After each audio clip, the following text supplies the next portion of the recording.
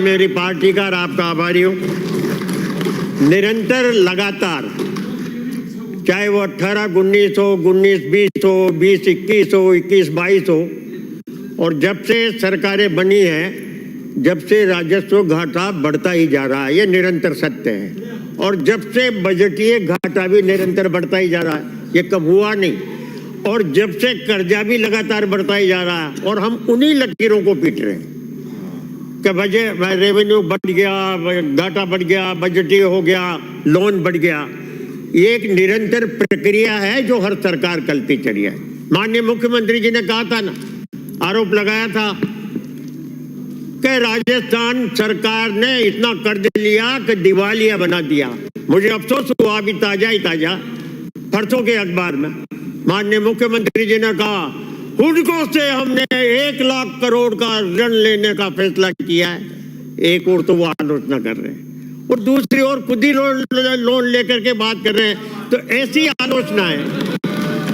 आलोचना है जिन पर अपन खुद नहीं टिक सके, तो मेहरबानी करके कोई भी पक्ष हो, उधर का हो, इधर को हो, हमको ऐसी आलोचना नहीं करना चाहिए। माननीय हमारे जो वर्तमान विधानसभा के अध्यक्ष हैं देवनानी जी साहब, इन्होंने 21 में अपने संबोधन में कहा था, बड़ी खराब हालत है, कर्जा लेते जा रहे हैं और ये राजस्थान ही नहीं पूरा देश दिवालिया हो जाएगा। और आज उनके विचारों की सरकार है, वो भी उसी पद पर चल रही है, उनकी बात भी नहीं मान रही है। तो एक निरंतर प्रक्रियाएं जो है, उसके हालात ऐसे बन गए पूरे देश में। मैं आपसे निवेदन करना चाहता हूं, पूरे देश में जो हालात बने वो ये हैं कि भारत में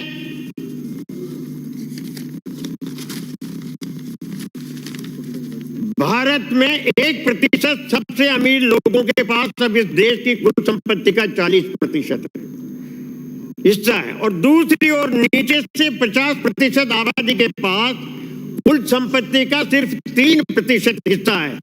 विश्व आर्थिक मंच की वार्षिक बैठक में पहले दिन सोमवार को यह बात वार्षिक असमानता की रिपोर्ट प्रकाशित की गई। हालात ये है कि गरीबी बढ़ती जा रही है, अमीर हमारे स्थान पर होते जा रहे हैं, और इन अमीरों पर कोई टैक्स लगाने को तैयार नहीं। आप ये देखिए कि इसी रिपोर्ट में कहा गया है कि सिर्फ एक अरबपति गौतम अडानी को 2017 से 21 के बीच मिली अवास्तविक लाभ पर एक मुश्त टैक्स लगाकर 1.79 लाख करोड़ रुपए जुटाए जा सकते हैं, लेकिन कोई उस पर ध्यान नहीं दे रहा। और इसी प्रकार इससे 50 लाख से अधिक शिक्षकों का सारा खर्चा होता है। तो एक और अमीरी बढ़ती जा रही है। अमीरी बढ़ने का कारण है सर, हमने एक सिस्टम बदल दिया। पहले चुनाव का सिस्टम दूसरा था, और अब सिस्टम ये हो गया कि जो हम ट्रस्टी है सरकारी संपत्ति के, जिसका हमको ट्रस्टी के रूप में हमको संभाला गया है, हम हमारे चुनाव लड़ने के लिए हमारे कार्यालय हर जिले में बने, उसके लिए हमको धन की आवश्यकता है। तो हम इस सरकारी संपत्ति को उद्योगों के नाम से, रियायतों के नाम से, कोटियों के भाव, करोड़ों रुपए, अरबों रुपयों की संपत्ति हम इन उद्योगपतियों को लुटवा रहे हैं। और आज देश के हालात ये हैं कि उद्योगपतियों, और इस पर हम कोई विचार नहीं कर रहे। माननीय, मैं निवेदन करना चाहता हूँ, ये व्यक्तिगत मामला तो सार्वजनिक रूप से है, कोई भी आदमी कैसे भी शादी करे, ये उसका अधिकार है। लेकिन अगर अंबानी जी को खुलेआम अरबों रुपए की संपत्ति भारत सरकार और हम नहीं लुटाते, तो क्या वो 5000 करोड़ शादी में खर्च कर सकते थे? क्या वो 500 करोड़ का हाथ पहन सकते थे? ऐसा जो भोंडा प्रदर्शन किया गया पूरे देश में, जिसकी अखबारों ने भी सराहना की, टीवी चैनल पे भी लगा, लंबा समय भी लगा, और मुझे अफसोस है कि ऐसे भोंडे प्रदर्शन में जहाँ नाच भी एक अलग किस्म के हो रहे थे, एक्टर्स भी अपनी भूमिका निभा रहे थे, वहां माननीय प्रधानमंत्री जी का जाना मुझे शोभाजनक नहीं लगा। और मैं भारतीय संस्कृति की बात करने वाले, भारतीय संस्कृति की बात करने वाले, भारतीय संस्कृति की बात करने वाले, प्लीज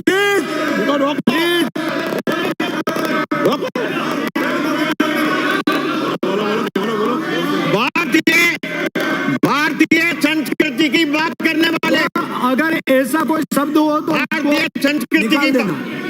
विराजिए विराजिए। आपने पूरा ठेका ले लिया क्या? ठेका ले लिया क्या आपने? आप हमको जब डिस्टर्ब करते हो, ठेका ले लिया आपने। 4 दिन से लगातार आप करते हो। सुना ना? सुना? आपका समय समाप्त हो रहा है। उनको रोको। प्लीज प्लीज प्लीज सदस्य शांत। ऐसा कोई शब्द है वो निकाला जाएगा। आप विराजिए। ऐसा कोई वाक्य इसमें आगे होगा तो निकाला जाएगा। प्लीज विराजिए। यही नहीं विराजिए। गरीबी आप हाँ वो कह दिया।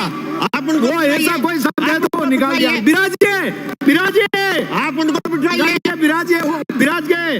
विराजिए। हम आपका अडानी जी और अंबानी जी से अरबों रुपयों का चुनाव का चंदा लेकर उनको बेचा फायदा उठा रहे हैं। और अगर वो चंदा नहीं लेते, मैं दावे से कहता हूँ भारतीय जनता पार्टी के शासन की ये हिम्मत नहीं थी कि हर जिले में 2-2, 3-3 करोड़ का ये ऑफिस बना लेते। चुनाव का चंदा लिया इन्होंने और चुनाव का चंदा लेकर के और चुनाव के आधार पर, इसलिए मेरा विनम्र अनुरोध है कि सरकारों को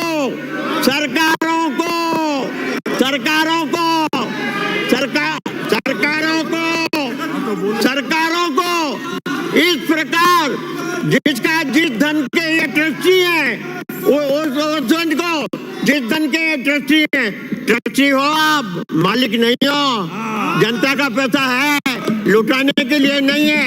आपको ऐसा कृत्य नहीं करना चाहिए। तो एप्रोप्रिएशन बिल के दिन मैं राजस्थान सरकार से निवेदन करना चाहता हूं कि जिस प्रकार के हालात देश में बन रहे हैं, आप जिस संपत्ति के ट्रस्टी हैं, उस ट्रस्टी को उद्योगपतियों को चंदा लेने के नाम पर, चुनाव लड़ने के नाम पर, अपनी पार्टी के कार्यालय बनाने के नाम पर मेहरबानी करके आप ट्रस्टी हो उस संपत्ति को इस प्रकार आप न लुटाएं। मेरा निवेदन है। और आपसे मेरा दूसरा निवेदन है, अंकित मैं गुड अंकित नहीं होगा। श्री यूनुस खान माननीय। अरे बैठो बैठो बैठो। अरे बैठो बैठो बैठो बैठो बैठो। माननीय